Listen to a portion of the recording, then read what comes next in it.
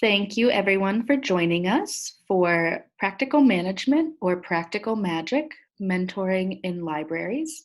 This is a project from LLAMA's Practical and Applied Management Subcommittee, or Webinar Subcommittee rather. My name is Alexandria Abenshon. I work at the New York Public Library, formerly as a branch manager and currently in a programmatic role supporting youth staff. And with me, I have... I'm Ginger Williams, Ginger H. Williams, not to be confused with the other Ginger Williams who works in academic libraries. I'm the Associate Dean for Academic Engagement and Public Services at the Wichita State University Libraries. Perfect. And mentoring is such an important concept in most of our professional lives, and what a better topic to talk about than mentoring on a Friday. Okay, part of my section of this presentation is going to be a little bit formal, and I wanted to explain why. Last year I finished a second master's degree, and it was in higher education leadership, and they allowed me to use library mentoring as my thesis topic. So some of the data you're going to see here and the formal content comes from research I did as part of that thesis project. However, I think it's good to set the stage either way with some definitions of mentoring so we know what we're talking about. Traditionally, people think of mentoring as an experienced elder and an inexperienced junior, and there's a one-to-one pairing where the elder is helping bring the junior into the culture. You can see the first three definitions are like that. Informal mentoring is really gaining traction in academic librarianship, as we'll discuss later, probably in public librarianship as well. And one definition that I really like comes from James, Rayner, and Bruno. It's a mentoring relationship that was not planned as such, basically. Could be any variety of mentoring experiences that happen outside of a formal mentoring program. Perfect. And I think a lot of us can probably see, if not some of all of these definitions in our experiences, but at least some pieces here and there that have informed our experience. So, some great stuff about mentoring, and there's a lot. 25% of employees in a formal mentoring program reported a salary change versus 5% of unenrolled employees who also reported that salary change. And note that this statistic comes from a for-profit, like Fortune 500 company. So the stats might be a little bit skewed in what we see day to day, but basically the end game here is that mentoring helps us a lot in making more money. And retention rates are much higher for mentees and mentors by about, 20 to 23% higher than those employees who don't participate. And that leads to, less turnover, more institutional knowledge that you can pass on to those mentees that you have. And there's also increased minority representation at a management level by anywhere from 9 to 24% through a formal program.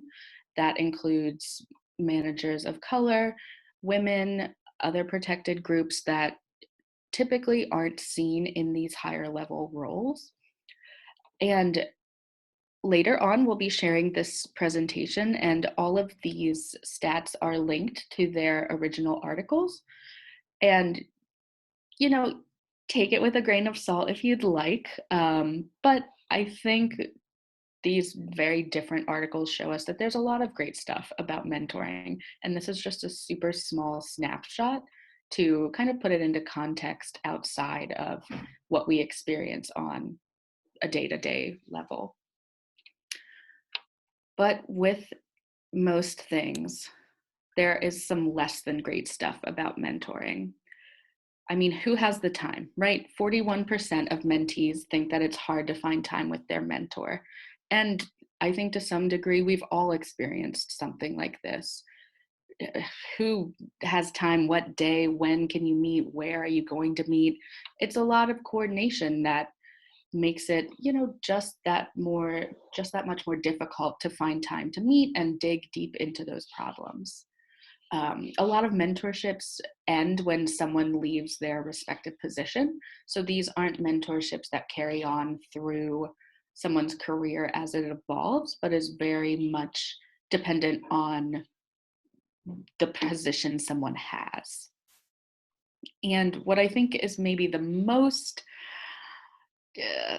hairy is a mismatched pair. Some people just don't jive.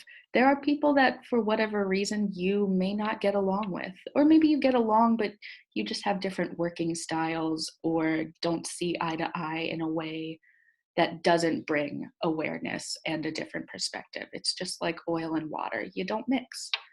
And I think we've also seen a lot of that perhaps in our personal lives or other aspects of our professional life, that sometimes there are just people that you're not going to gel with. And that can be a big misstep when you're diving into these formal programs or even informal programs, when someone has kind of pushed you together, but it doesn't quite work out.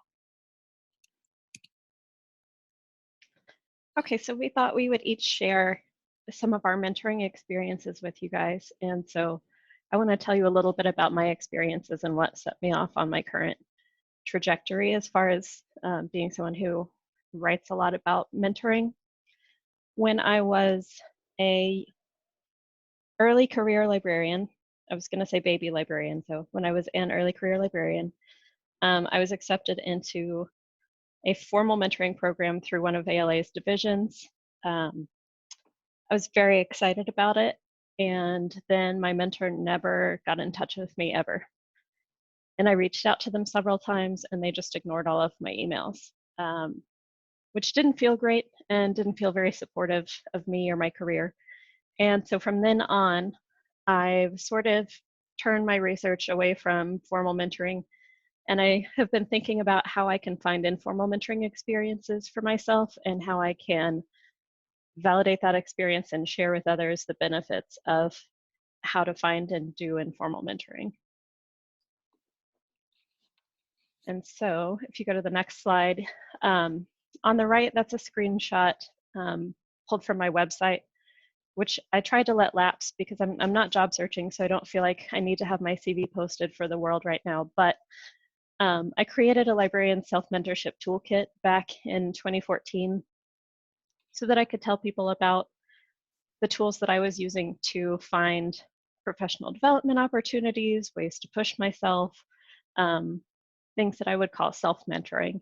And then on the left, those are some of my publications. There's a theme there. They are, like I said, they're about self-mentoring, they're about DIY mentoring, basically all informal mentoring. And that's still something I'm very interested in. I've grown a little bit since 2014 and I don't use as many curse words in my presentation titles or anything, but just so you all know, that's where my interests lie. So from the study that I did, it was 2 years ago now, but I formalized it last year. I asked academic librarians if they had been involved in a formal mentoring pairing or if they'd been involved in an informal mentorship. Most academic librarians are experiencing informal mentoring. You can see it's under half of academic librarians who've had a formal mentor. And if they do have one, it's usually at an external institution. There are all kinds of challenges to having one at your current institution. It could be anywhere from lack of other people who specialize in your particular flavor of librarianship. The challenge could be, like Lex was talking about, you can't really find a person you gel with to have that kind of developmental relationship with. May just be too small of a library where it's you and the director, or there's just not enough people to really make mentoring work. There could be too much turnover, et cetera. So many of us turn to people at other institutions, whether formal or informal, honestly. And sometimes that's just about having a sounding board from somebody who's had similar experiences, is going through the same sorts of things, so you can talk through them in a little more of a confidential way with not feeling like it's going to impact your day-to-day work with your colleagues if you say something they're not comfortable with. All right, and it is time for a poll. So based on the descriptions and what you've heard so far, you have the opportunity to take a poll here and share with us what kinds of mentoring that you've experienced. Is it just one? Is it both? We will see what the attendees think. The votes are coming in.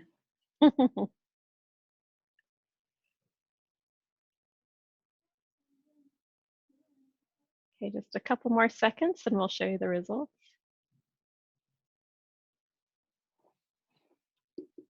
Okay. So by a wide margin, both informal and formal mentoring is the clear winner. 5 of you, 71% of our crowd, has experienced both types, whereas 2 of you have experienced only informal mentoring. And I know we don't have a scientific sample size here. We're not a representative sample of librarians. However, I do think it's telling nobody has only participated in a formal mentoring program. That's definitely in line with what you'll read about mentoring. Yeah, I think anecdotally, this also makes a lot of sense, just from how, a library staff might be structured or the type of institutions we're in. It definitely leaves a lot of opportunity for that informal mentoring to happen, even when we don't plan for it to. All right. And what do we have next? Okay, when I did this study asking academic librarians about their experiences with mentoring, when they answered a survey question about informal mentoring, I followed that with some survey logic that would give them a text box, asking them to describe what those informal mentoring experiences were like. This is just a kind of a representative sample of what I got. Some people that think every professional interaction they have is mentoring, because if you think about it, you're really learning and growing, hopefully. If you're the kind of person interested in mentoring in the first place, you're probably learning and growing from all sorts of experiences you have throughout the day with all the people that you interact with. The second one really draws attention to the proliferation of social media mentoring and Facebook groups. I can't even count how many private librarian Facebook groups I'm in right now, because that's where I have really strong connections to people with similar jobs, similar experiences, or people who just want to share cat photos, but in a closed setting, and then occasionally talk about librarianship. It's really nice to have that bond with other people, because then you trust them and you can talk about more sensitive things as well. That came up repeatedly. As to this last comment, I'm not sure what this means. When I started looking at the definitions of formal and informal mentoring for the literature review, there are probably thousands. There's no settled upon mentoring is this. I know I gave some examples at the outset of this presentation, but people don't really understand what informal mentoring means, because it means something different to each person that experiences it, I suppose. So this person is likely experiencing some informal mentoring, but maybe it doesn't rise to the level that they're going to label it as that. So that came up pretty frequently as well. That's interesting. And that's also something in preparing for this presentation that I thought about too, because there are definitely relationships that I have that I know I've learned a lot from, but at no point was I like, hello, mentor. It's great to see you today. But nonetheless, you're still getting so much and often giving so much. It's the reciprocity, I think, that lends itself really nicely to this type of informal mentorship. Sure, and if you circle that comment back to the things like Facebook groups, you can't just go to social media and say, librarians of the world teach me all I need to know. You have to contribute to that conversation. You have to be willing to help other people out with their challenges. It's not a one-way street where everybody is your mentor and you're just there to suck up all their knowledge. You have to share your own suggestions, experiences, ideas, and help other people too, or else it's not going to work very well for you. Exactly right. So now, audience, it is your turn to turn to your chat box and share with us how you experience informal mentoring. And at the moment, I can't see our chat box, but my co-host will be able to share. I can see it. Perfect. I'm so glad. I'm on my work computer with two large, beautiful screens, and I think, Lex, you're on a laptop. I am. So I've got quite a dashboard of possibility here. If anyone starts chatting, I will report back. Perfect.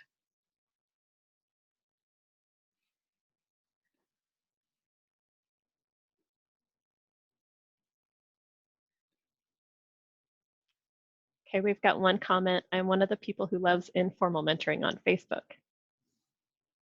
Ooh, I love right. it too, obviously. So. What do you love about it, audience member?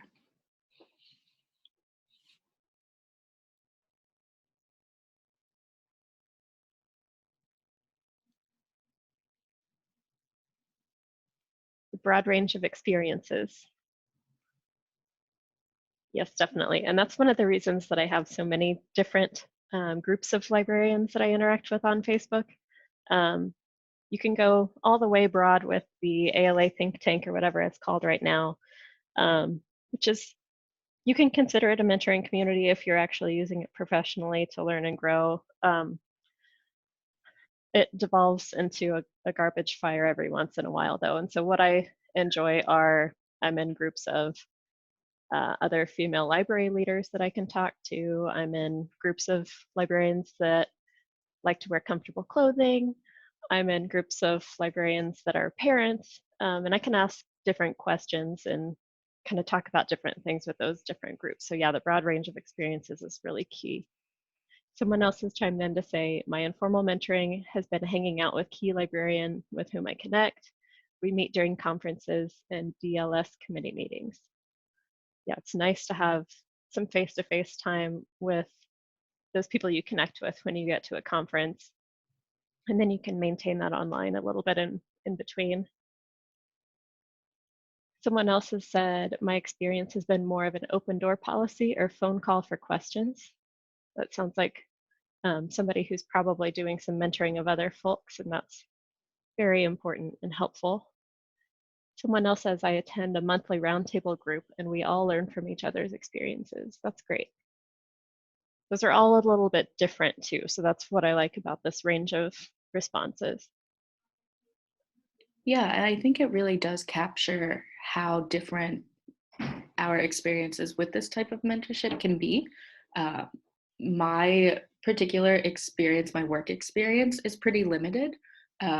Where I'm currently employed has always been my employer, so I'm very familiar with how my institution works, but not necessarily with how a suburban library, public library works, or even Ginger's academic institution. Like, it's just very different, and having those connections, I think, has been key for kind of getting me out of my own head a little bit, even if it's not necessarily something, that I can implement for whatever reason. It's good to know and keep in the back of your mind. All right. Thank you, everyone, for chiming in. Some of the comments that you all just shared echo these variety of non-traditional mentoring opportunities that I pulled these together from articles as I was doing this literature review. And it really, for people who are thinking like, I'd like to try informal mentoring, but other than just talking to people on Twitter or Facebook, what are you suggesting I do? These are a bunch of, like I said, different kinds of informal mentoring that came up in my research that you could try implementing in your library or your consortium.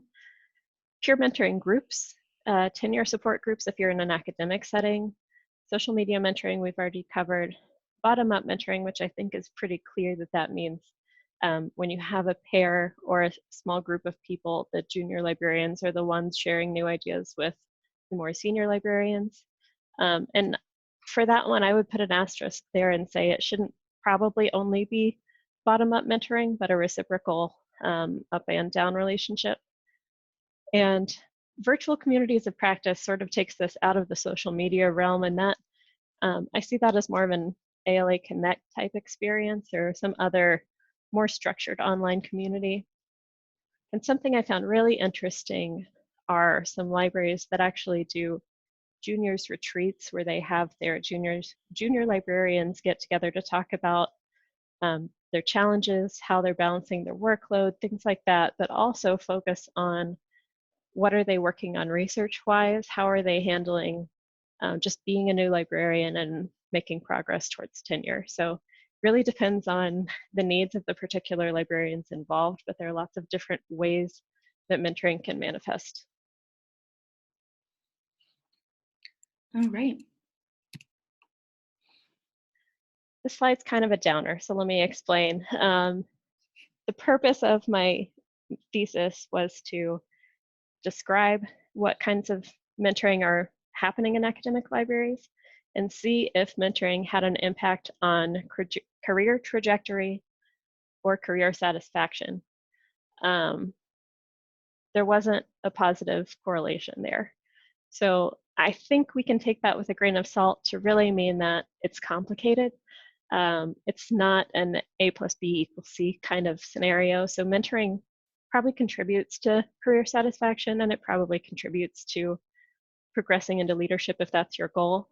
But just by participating in, let's say, the LLAMA mentoring program, that doesn't mean you're going to be a library director, doesn't mean you're going to be happy with your job. So it really depends on the whole variety of experiences and efforts you put into those things. Slide might be a bit of a downer, but the sunset is so beautiful. All right.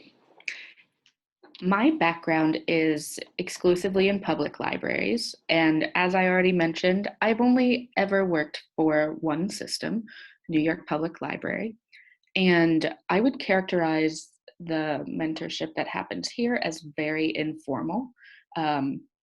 As I've stated on the slide, my system doesn't currently have a formal program, but this informal relationship shows up in a lot of different scenarios. Um, it can be staff to supervisor, even though they are managing you. There are instances that I've experienced where I've connected very deeply with a supervisor who I continue to reach out to, and they've since left the system and we're still in contact. I still go to them for just anything that pops up. So in this case, it actually extended beyond that person leaving their position. So that stat from earlier is, not always indicative of what you'll experience. But there's also that peer-to-peer learning opportunity, as well as junior to senior employees. That happens all the time.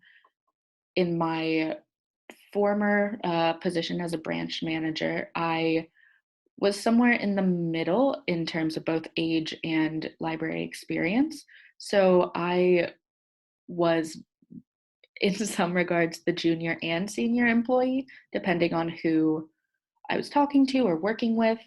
And the two-way street was always, super open. Things don't work sometimes, and it takes another person to help you see that in many instances. It always was better for me to have someone else to look over something or to spitball ideas. And, in the moment, I don't know that I would have thought of it as mentorship, but the prolonged relationships that you build with people that you see so routinely do develop into that type of relationship. It's not something that you can just bounce into right away, but you grow into it. And I too have pictures to share with you. So a little bit more about my experience. I will say a lot of my informal mentorship has been self-directed. That's me rocking a pink sweater, just kind of being like, I don't know how to navigate this. How do you find people who will help you beyond just answering your question? And frankly, it took a lot of asking, a lot of just repeated asking before I started to develop those relationships with people that I knew I could return to. I could rely on them for both candid information and candid feedback. We're also building out some somewhat more structured informal mentoring in what we call a network, which is a group of between 12 and 13 branch libraries in our very large system, which has 88 branches.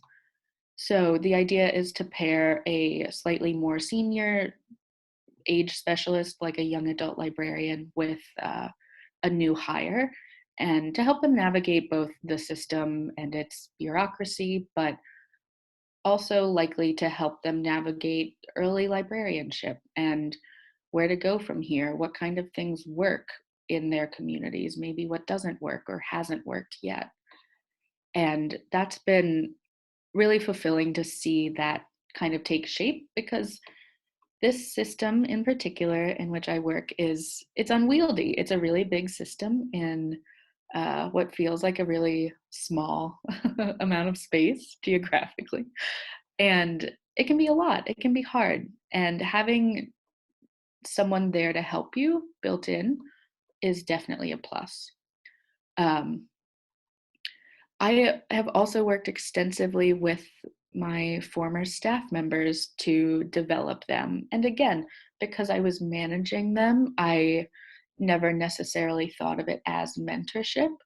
But, as a manager, I will candidly say that there are definitely people I was closer to just by, working style, what we're interested in.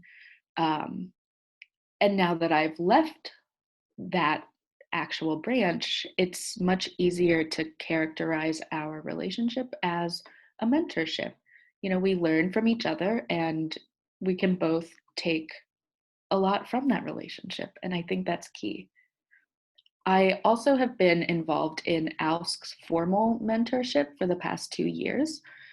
It's predominantly virtual. I've been lucky enough to meet up with my mentee the first year. They were from the complete opposite side of the country, but midwinter was in Seattle. So we were able to meet up, talk in person. And I have to say that I enjoyed the structure. It gave us a sense of purpose, I will say, since we didn't share necessarily a community or library characteristics. They worked in a very small town library that was staffed by predominantly part-timers and volunteers, whereas I come from a very large urban system, and it's tough to get the volunteers. We have lots of offers, but when you get down to the nitty-gritty, we don't engage quite the same way. So having that kind of structure to see differences and to feed off of one another's experiences, again, a great way to broaden your perspective, your horizons. I will say this year's mentee actually lives 10 blocks from me. And, it's one of those things where I will say that we're not mismatched necessarily, but it's been an interesting change of pace from last year. So definitely, if you have the opportunity to explore these formal programs through ALA or the different divisions, I highly recommend it. I know Ginger's experience was maybe not so great in a formal program, but I think that definitely speaks to the broad range of things that we experience. Sometimes it's not going to work out. We don't jive. And And I also, yeah, please. my experience is hopefully a one-off. I'm sure there are other people that don't jive well, but Mhm. hopefully in most cases, people at least respond back to your emails once they've agreed to serve as somebody's formal mentor. So I don't say that to dissuade people from trying formal mentoring. I just want Mhm. people to consider informal mentoring, um, and it motivated as a way of letting you know that it motivated me to pursue other options. Yeah, absolutely. I do think it also is a good reminder that, we have to be realistic about the pitfalls sometimes. Things happen. I am in the first week of a new job, and as some of you know, I dropped these emojis in 35 minutes ago. So things happen. You lose control of your inbox. And, I think the formal programs often give us a way to kind of be like, oh man, I'm so sorry. I, things got totally out of control. Whereas when you're a little bit more informal, I have had the experience that people are along for that ride. So they are a little bit more aware in many instances, in my experience again. Um, but yeah, I've been all over the map, and I have to say it's easily the highlight of the positions that I've held, working with other staff members, watching them grow, noticing how they've been able to help me grow.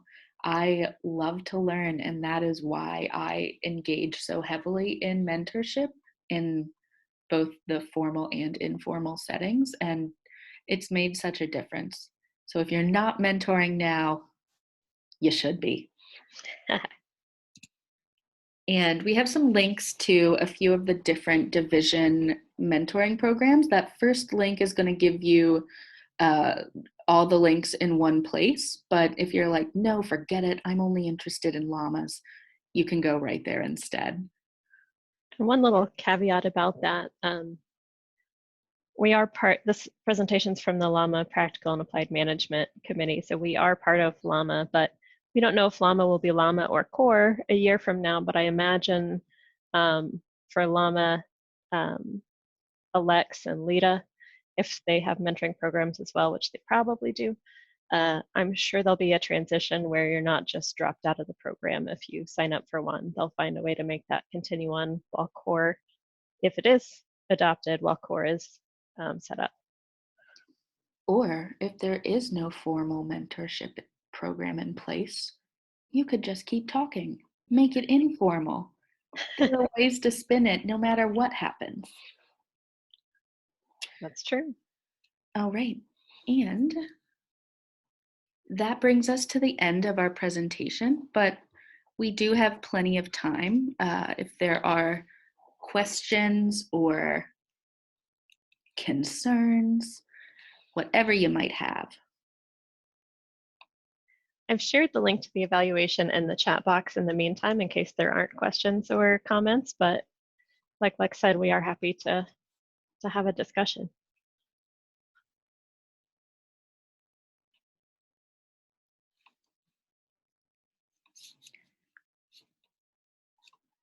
And if you'd like to see all of these images in your presentation, you can find them here.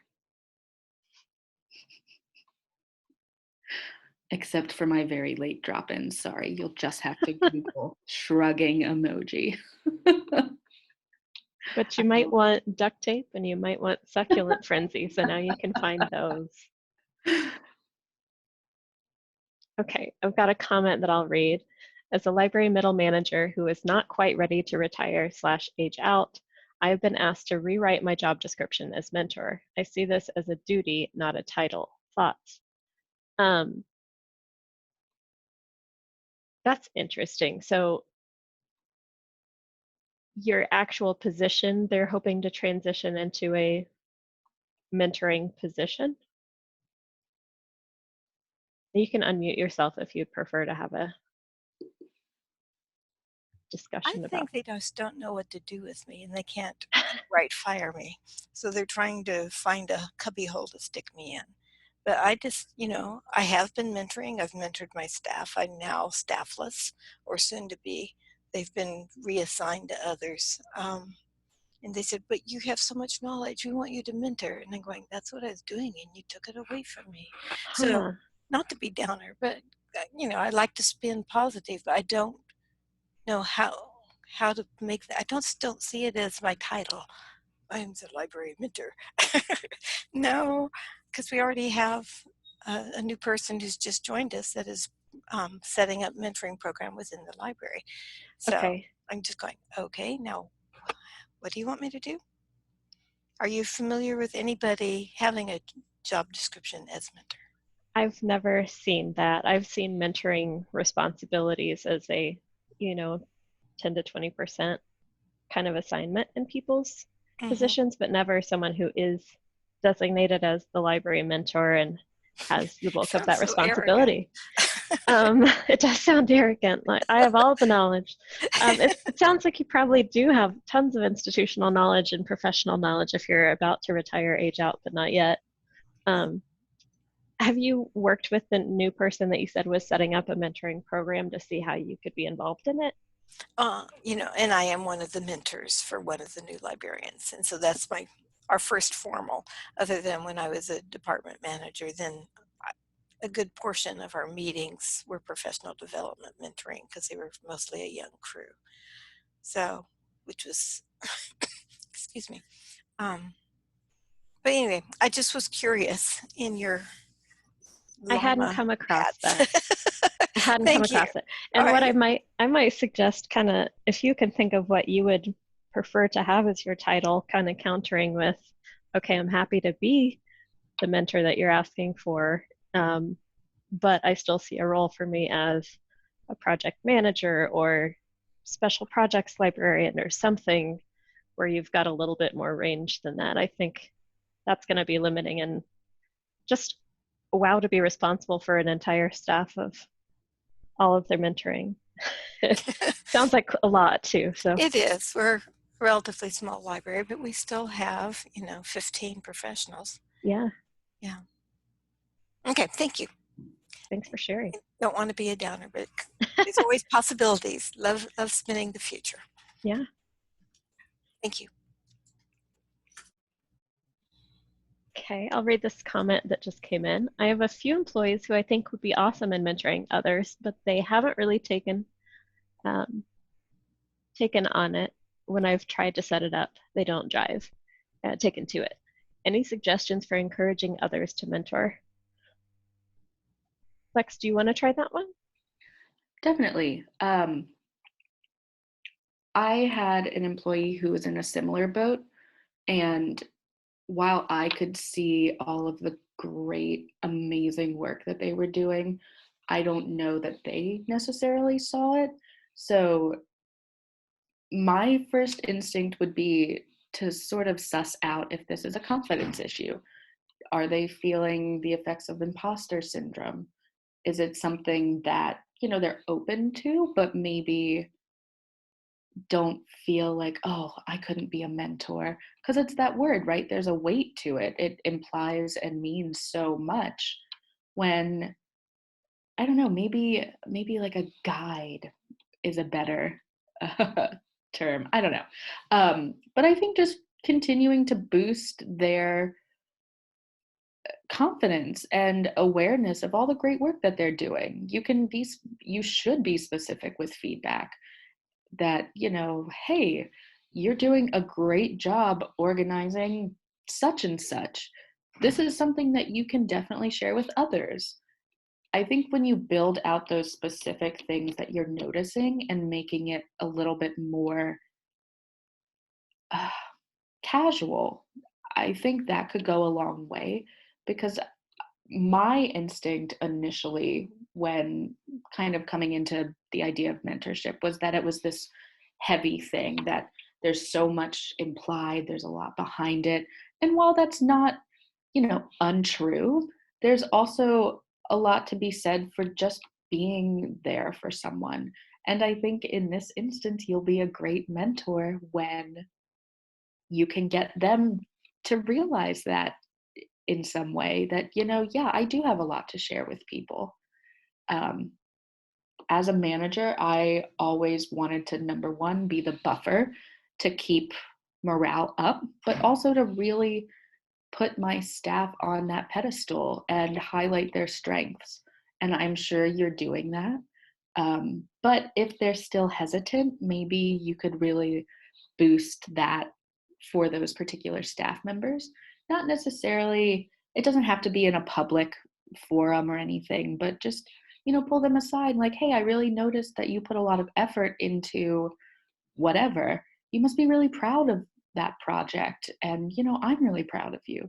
And just continue to not push them, but build that sense of self and sense of confidence. And I think they will be more likely to kind of naturally step into that role when they know that they have authority in something, in a particular subject or software or whatever it is. When they're the go-to person, it comes very naturally.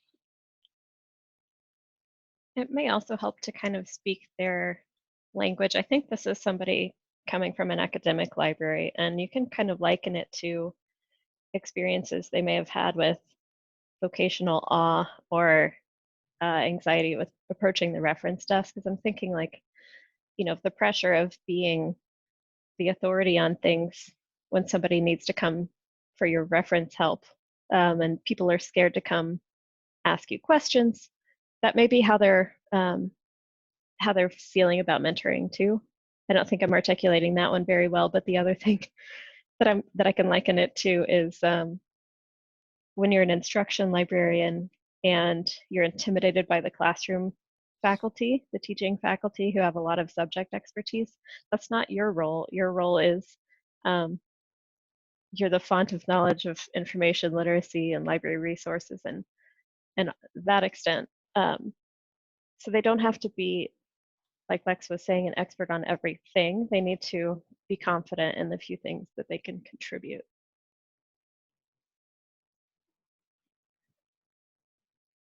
All right. Any other questions or comments?